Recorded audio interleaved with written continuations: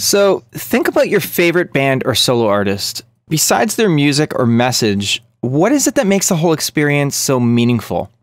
It's the community, the fan base, the following, whatever you want to call it. It's a feeling of togetherness, like you're not alone. So let's dive in deeper. Welcome to Bridge Atlantic's B-Sides, a show where we share material that doesn't quite fit in with our weekly interview series. Here on B-Sides, we focus on empowering musicians and all creatives to craft careers by aiming you at the tools you need to make it in the entertainment industry. So if you're new here, consider subscribing. We're your hosts, music web designer Ross Barber-Smith from Scotland, owner of Electric Kiwi, where we create awesome custom websites for bands, artists, and musicians. And I'm singer-songwriter and multi-instrumentalist Marcio Novelli from Canada. When I'm not making music or doing this show, I'm producing records and directing music videos. Speaking of which, if you would like to work together, just hit me up on any of my socials. Before we jump into the episode, we just want to let you know that we are on Patreon and you can become a bridger from as little as $1 per month. You'll gain access to our exclusive Encore series featuring never-before-seen videos with our guests, and your support will allow us to keep bringing you weekly videos here at Bridge the Atlantic. And lastly, just before we dive in, we want to let you know that we have shirts available. You can get 20% off by entering BTA Rocks during checkout when you get one on our website. So go check it out. So today we are going to be talking about why you should build a community around your music and a few ways that you can do this. Yeah, this was actually inspired by an interview we did a while back with a Video Creators founder, Tim Schmoyer, where he talked about growing an audience and the importance of building relationships that really molds your community. Yeah, so a few like online communities that we've used or that I've used outside of Facebook and Twitter was stuff like the Absolute Punk forums back in the day when forums were like a huge thing. So that was one that I've used, and it was really interesting just to kind of be able to communicate with people about music and other topics as well that were sort of related to the music scene. But I think what we'll do is we'll go into talking about these kind of communities after we've heard a little bit from Tim. Okay. Yeah. So let's hear what Tim had to say about using a sense of community to grow your audience. You know, it really struck a chord, haha, no pun intended, with us. And we think that it's important for you to check this out. So here we go. Yeah, most people just stop at the what, but the what only gets like the brain involved. Yeah. The why gets the heart involved.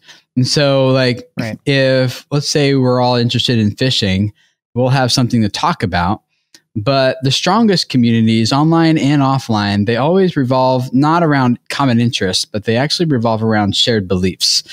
And when you realize that you believe the same thing with someone else, like that's what makes relationships form tighter than before. Like if we all like fishing, well, something to talk about. But let's say we discovered that the reason we like fishing is because when we were growing up, our grandfather every Saturday morning would take us out to go fishing.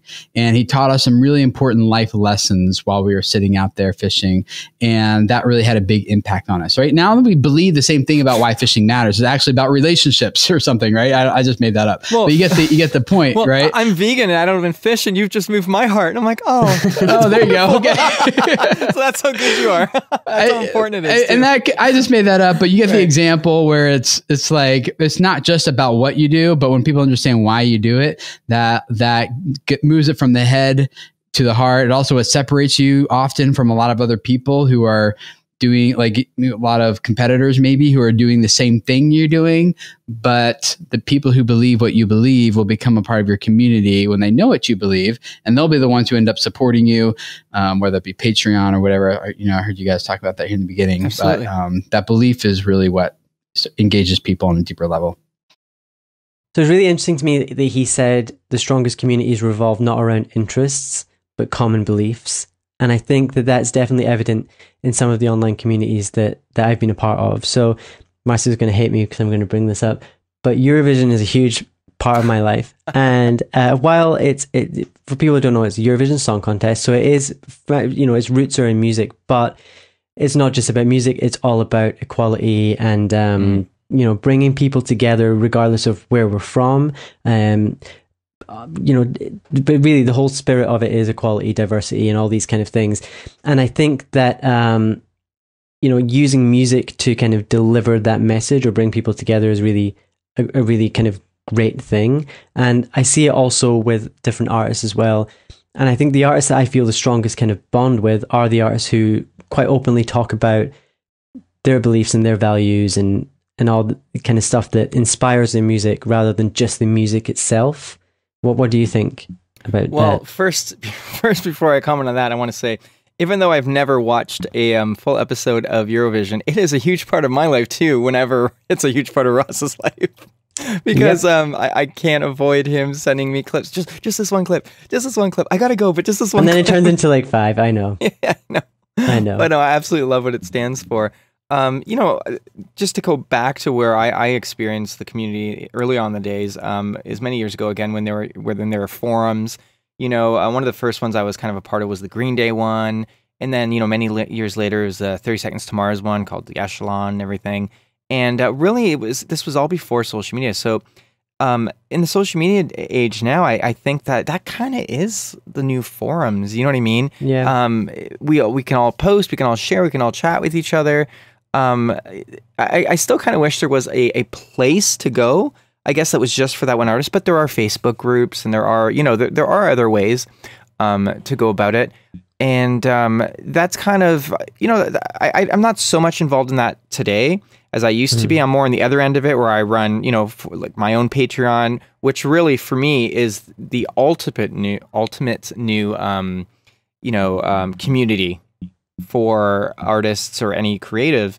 That's kind of where I am now. So I run, my own Patreon where for my really dedicated supporters, and that's the ultimate place for us to, share with each other. And I share extra exclusive kind of things, so, and that's kind of what the forums used to be back in the day. I think it really comes down to the artist to create that, to encourage the community to have reasons to communicate together. That's where I see it. And that's again, what I try to do is encourage people to get to know each other, and it's very interesting to see, people become friends because of an artist's music. I've seen it as an artist myself, and I've also become friends with other people just because we have the same taste in music. So that's always exciting, and it does create a community. And with that, I think it becomes something more than just the band and their music. Again, the message is something I want to comment on that's really important to me. I want to know what an artist stands for, I'm not necessarily not going to like their music just because of their message. I'm going to jump right in and use Korn as an example. I've loved Korn for many, many years, off and on, I get back and forth. Recently, I realized that Jonathan Davis doesn't exactly share similar beliefs that I do politically, and it was a little disappointing, but I still like their music. I'm not going to stop listening to music because their music isn't about that. It's about, I think it their kind music's of more about, depends on maybe how extreme some of the views might be. Like if they're openly racist or openly that's homophobic, if they're neo-Nazi or something like that, you're probably going to want to distance yourself. Yeah, but at the same time, it's the whole question of, can we separate the art from the artist? Right. That's probably a whole other topic. Right, and that's actually a great B-sides topic. But I think in this situation, it was more so literally politically, literally like just who's in charge, and I think it was more so that it wasn't any racist, homophobic, transphobic, xenophobic, nothing like that. It wasn't anything like that. That would ultimately completely turn me off an artist just because I wouldn't want to support that. But what I'm trying to get to here is, though, I'd say like 99.9% of all the artists that I love, a part of it is you learn what their belief system is, and it really does affect you. You feel like you've got something in common with them besides their music. Yeah. And you feel like, which is more important today than ever, you feel like you know them in a certain degree or a certain level. And I think it's really crucial to allow your audience to, as much as you're comfortable with, know who you are and what you believe in and what you stand for. Because I do see some artists that are afraid to ruffle any waters, and they're just like, there's a major event that happens in the world and they just don't say anything. They won't stand up against gun violence, or they won't stand up against homophobia or anything, or women's rights or anything like that. And it's just like, I think that's cowardly because you're just afraid to, turn off your audience. There's a difference in being overtly negative in the way you approach it and hating on people, but there's also a way that you can come out being very positive and focusing on what you believe in. I've said this before, that when it comes to connecting with your audience, your personality is almost as, if not more important than your music in some cases, because people are more likely to support you if they feel that they have some kind of connection with you. Well, especially you know what? if they share the same interests and the values that you do. Well, it makes me think about the Facebook group, the private Facebook group that I started for my own following 10 years ago, over a decade ago. I would always do I don't know if anyone remembers Stickam, but it was one of these places where you can video stream and connect with your audience. And I would always have a Teenage Mutant Ninja Turtle cup or mug that I would drink out of, right?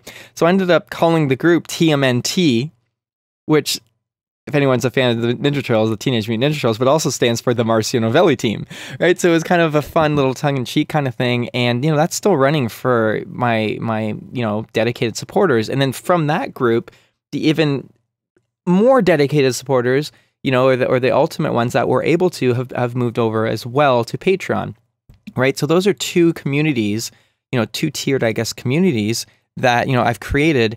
But again, keep in mind, I would never have been able to do that without the community themselves. I just gave them a place to get together and get to know each other and make it, even more about than just the music I make, and bring it down, like take me off imaginary pedestal or whatever, and just be there with your audience, because you are absolutely nothing without your audience. So cliche to say, but it really is true. Yeah, it really is true. Yeah, and a lot of your fans by name, you connect with them personally, and it's similar, because obviously I know Tara Naomi quite well, and I've seen her play quite a few gigs, and it's amazing how, any city that she goes to, she will know at least, 5 or 6 of these people by name, because she, follows them almost as much as they follow her. Well, here's the thing, though, that's what these communities do, because I know that there's, for Tara and myself, there's an audience beyond that I'm not familiar with. Oh yeah, of course. But because of these communities that allow the people that want to connect to get in deeper, we're able to do that. And there's a part of me that would definitely choose having that any day over the massive success of some artists that don't know their audience, name by name, which is very special to me. So I think if you are looking to start fostering a sense of community with your audience, a few things to bear in mind or to kind of get you started would be getting really clear on your values and what you want to achieve, and start conversations with people, not just about your music, but about those values and beliefs, because that's really what's going to be probably getting people talking and more involved in everything. Yeah, and I would even say to start a Facebook group or some sort of chat with your fans before doing a Patreon. I know this is not a Patreon episode here that we're doing here, but I was just saying some people want to jump right away to do a Patreon, but I really think start a community first. You know what I mean? Find the people that really care about what you're doing first and bring them all together to get to know each other. And then when the time is right, like for me, it was like 8 years later or 9, almost a decade later when I decided to start a Patreon. Even though Patreon had been around for 2-3 years, I just don't want to rush any of that stuff, So that's something to consider. But most importantly, beyond anything else, is that community. And keep in touch with your audience too, and make them feel appreciated. Encourage discussion, not just between you and them, but each other, because they are a community. That's what we're trying to make here. That's what we're trying to help encourage. Yep. So anyways, we'd love to hear a lot more about all of this from you. If you have any experiences with communities, what communities are you a part of? Which artists do you think have the best communities? I'm smiling because I know some people are going to say, this one's the best. No, this one's the best. And what are you doing right now to build a community around your own music? Yeah, please do get in touch. We really do want to hear from you. And on that note, if you want to get involved with us, you can find us on Twitter, Facebook, and Instagram. Don't forget to visit our website and maybe pick up one of these shirts while you're there. That's right, because our own community are called Bridgers. Yeah, and to be official Bridger, you just jump over to patreon.com/bridgetheatlantic. And for $1 a month, you can become an official Bridger, guys. It's going to be so much fun. You get exclusive access to a show we do called Encore and just a whole bunch of other stuff. You get to know which guests we're going to have coming up before they're even coming up. And you can even ask them a question. And as for this show, B-Sides, you can let us know what we should be talking about next time. But let's talk about me for a second. Just to bring it back to me for a second. I am working on my new solo album, and you can check it out on Spotify, iTunes, or just about anywhere you like to download or stream music. Follow me on Facebook, Instagram, and Twitter, which are all my name, Marcio Novelli. And I'm working on websites for various artists at the moment. You can check out my work at electrickiwi.co.uk, and you'll find me on Twitter and Instagram as Electric Kiwi, and on Facebook, Electric Kiwi Design. This episode was brought to you by Social Surge and the clementine that I'm eating. Social Surge is your source for social media marketing and online music promotion. I can't speak. I think that clementine's causing you some problems there. It is, yeah. All links are in the description, so please check them out because they do what Russ. They keep the show alive. And right. if you would like to sponsor the show, visit patreon.com/bridgetheatlantic. That's right. Marcio touched on all this earlier, but right. I'm going to roll with it anyway. We're so excited. We recently updated our awards, which now includes sponsorship at the start of our interviews, an opportunity for you to co-host an episode of Bridge the Atlantic, and of course, gain access to our new Encore series.